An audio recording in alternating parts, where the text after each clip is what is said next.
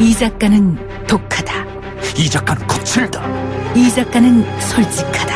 이 작가는 눈치가 없다. 그는 할 말은 한다. 할 말은 한다. 정치 오타쿠 이 작가의 독설. 뉴스 정면 승부.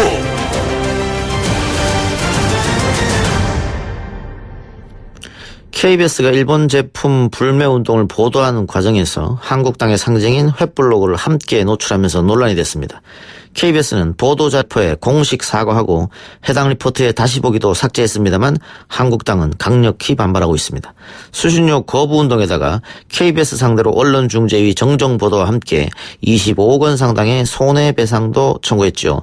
자유한국당 미디어특별위원장인 박성중 의원 연결해서 이야기 나눠보겠습니다. 의원님 나와 계십니까? 네, 안녕하십니까. 네, 안녕하세요. 네네. 자, 오늘 KBS 앞에서 KBS 수신료 거부운동 출정식이 열렸는데, 네네. 이런 결정한 계기는 그 한국당의 횃불 로고 노출한 그 보도, 그게 촉발된 것이죠? 뭐, 그런 이유도 있겠지만은요. 예. 지금까지가 KBS가 여러 가지 보도한 걸 보면은. 예.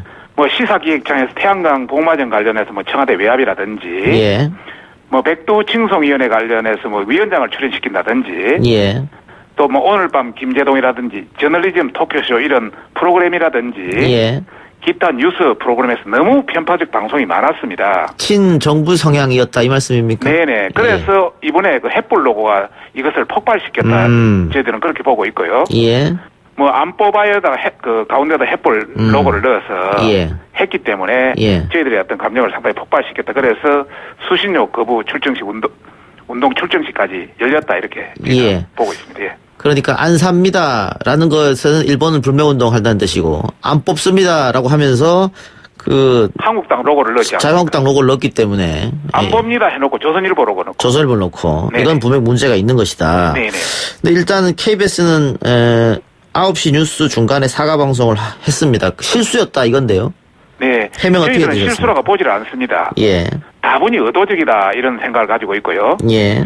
KBS 자체가 지금 민노총이 지배하는 노조방송이다 이렇게 이제 생각을 하고 있고 특히 예. 9시 뉴스인 경우는 12단계를 거칩니다. 체크를. 예.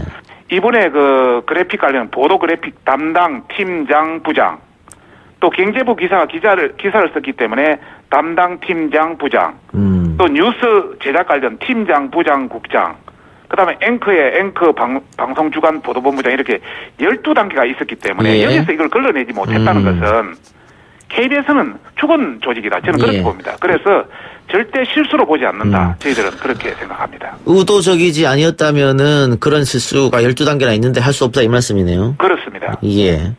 그 혹시 KBS에서 그 9시 뉴스를 통한 공식 사과 말고 자유한국당을 통해서 사과하거나 이런 건 없었습니까? 그런 건 없었습니다. 아직 없고요. 네네. 근데 지금 수신료를 거부하겠다 이렇게 말씀하셨는데 네네. KBS 수신료는 전기료에 포함돼서 나오는 거 아닙니까? 원래 그 KBS 수신료는 예. 방송법에 의해서 예. 이사에서 결정하라고 방송통신위원회를 거쳐서 국회에서 승인해야 확정이 되고요. 예. 그 수신료 징수 업무는 환전에 위탁하는 것도 방송법에 그렇게 돼 있습니다. 예. 그래서 한전에서 지금 전기 요금하고 수신료를 분리 징수하고 있습니다. 예. 아, 수신료를 같이 이제 통합 징수를 하고 그러니까 있는데요. 예. 이 수신료를 징수할 때는 공정방송을 하라는 의미입니다. 예. KBS에 지금 1조 한 4천억 중에 45%가 수신료거든요. 예. 그래서 이 공영방송을 하라고 이 수신료를 국민의 어떤 세금 같은 수신료를 거둬줬는데 예. 이렇게 편파적 불공정 방송을 하는 때는 수신료는 할 필요가 없는 거 아니냐. 예. 그래서 전기요금과 수신료를 분리해서 국민들이 수신료 내고 싶지 않은 사람은 내지 말라 이런 예. 겁니다. 예. 뭐 폐지 입법은 아니고요. 예, 그래서 제가 이제 질문 드리는 게 방법론에 대한 질문이거든요. 그러니까는 네네. 이걸 방송법을 바꾸겠다 이 말씀인지 어떤. 그렇습니다. 방송법을 바꾸겠다. 네네. 수신료에 대해서 뭐 내고 싶은 사람은 내고요. 예.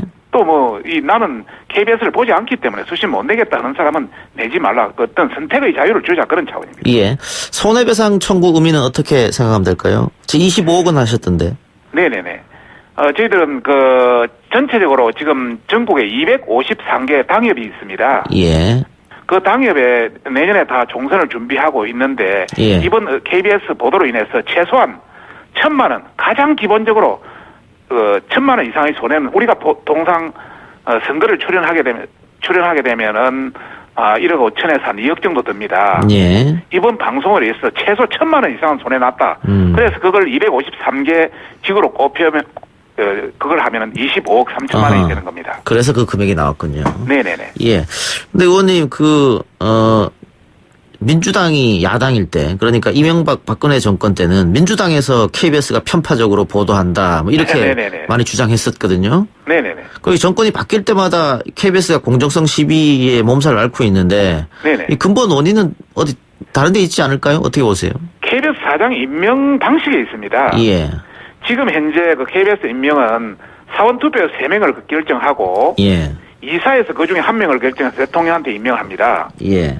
그런데 이 이사의 1명을 그 추천할 때 이사에도 대부분 다 방송통신위원회에서 추천하는 그 인원으로 구성되어 있거든요. 예. 그러다 보니까 청와대나 대통령이 선언하는 인물로 될 수밖에 없습니다.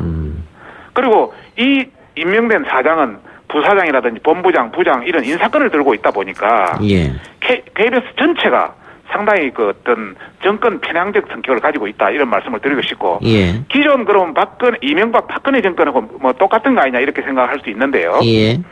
기존 그 보수 정권과 다른 것은 기존 그 보수 정권은 위에 상부는 친여 성향은 약간 어떤 정권이든 있을 수밖에 없잖아요. 예. 지금 투표 방식으로는 예. 임명 방식으로는. 예. 그런데 현재는 위건 아래건 하부도 노조가 장악하고 있기 때문에 똑같이 돼 있어가 완전히 한쪽으로 기울어진 저희는 운동장이다 이렇게 보고 있습니다. 더 큰 문제를 안고 있다 이렇게 보고 있습니다. 그러면 사장 임명 방식 이거 국회에서 바꾸도록 하면 되는 거 아닙니까? 바꿔야 됩니다. 국회에서 예. 이걸 중립성을 확보할 수 있도록 바꾸면 되는데 예. 지금 현재 우리가 방송법을 개정해서 우리가 여당일 때는 지금 현재 여당 그때 당시 야당에서 예. 방송법을 추진해서 이걸 중립성 있는 인물을 확보하자 해서 예. 했는데 지금 우리가 야당 돼서 그걸 추진하자 해도 지금 여당이 들어주질 않습니다. 사장 임명 방식을 조금 바꾸자 하는 거는 저희가 다른 민주당 의원들하고 인터뷰할 때는 동의한다 이렇게 말씀하시던데요. 실제 동의한다 하면서도 아하. 내부적으로는 동의하지 않고 있습니다. 저희들도 이제는 큰 우리나라 전체의 어떤 국익 차원 예. 또 공정한 언론을 위해서 이제는 중립성의 임무를 할 수 있도록 방송법이 개정돼야죠. 예, 알겠습니다. 자유한국당이 KBS 이번 보도와 관련해서 그래픽과 관련해서 이렇게 강경 대응하는 게 지금 불고 있는 친일 프레임 확산을 막기 위한 어떤 정치적인 행동이다 이런 분석도 있던데 동의하십니까 혹시? 없다고 볼 수는 없겠지만은 그보다는 있을 수 없는 사건에 대한 단호한 조치다 저희들은 그렇게 생각하고 있고요. 예. 앞으로 이런 사례가 똑같이 발생한다면 똑같이 조치한다 이런 말씀을 드리고 싶습니다. 예. 저희들은 친일 프레임 이 자체를 지금 현 정부의 어떤 총선 전략이고 상당히 비열한 전략이다 저희들은 그렇게 생각하고 있습니다. 예. 근데 지금 일본이 물러난 지가 의원님, 예. 결과적으로는 지금 여론조사 같은 걸 보면 네네. 그런 친일 논란 이후에 대통령과 여당 지지율은 오르고 자유한국당 지지율은 떨어졌거든요. 네네네. 결과적으로는 이 프레임이 먹혔다 이렇게 보시는 겁니까? 저희들은 그렇게 보고 있습니다.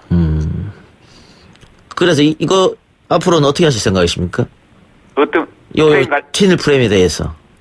친일 프레임 관련해서 방금 약간 이야기하다 말았는데요.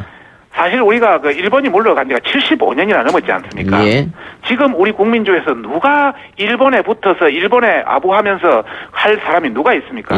정치인 누구도 아무도 없거든요. 이것을 친일 프레임으로 하면 안 된다. 지금 누구나 우리 국민들 누구나 일본을 극복해서 극일해서 일본을 이길 수 있는 방법을 다 강구하는 것이지 누가 일본에 이렇게 해서 이런 사람은 없다 이런 차원에서 정말 여당도 이런 정선 전략으로 이런 걸 사용 안 했으면 좋겠고 저희들도 혹시 일본 관련해서 또 혹시 이런 거에 대한 부분을 굉장히 조심하고 또 극복해 나가는 방법을 같이 강구해야 된다 저는 하고 있습니다. 근데 지금 이런 상황에서 일본이 강력하게 나오는 상황이 있기 때문에 야당이 이럴 때는 정부 여당이나 대통령 비난이나 비판을 좀 자제하고 그 힘을 좀 합치는 모습을 보여주는 게 좋지 않느냐 이런 지적도 있거든요.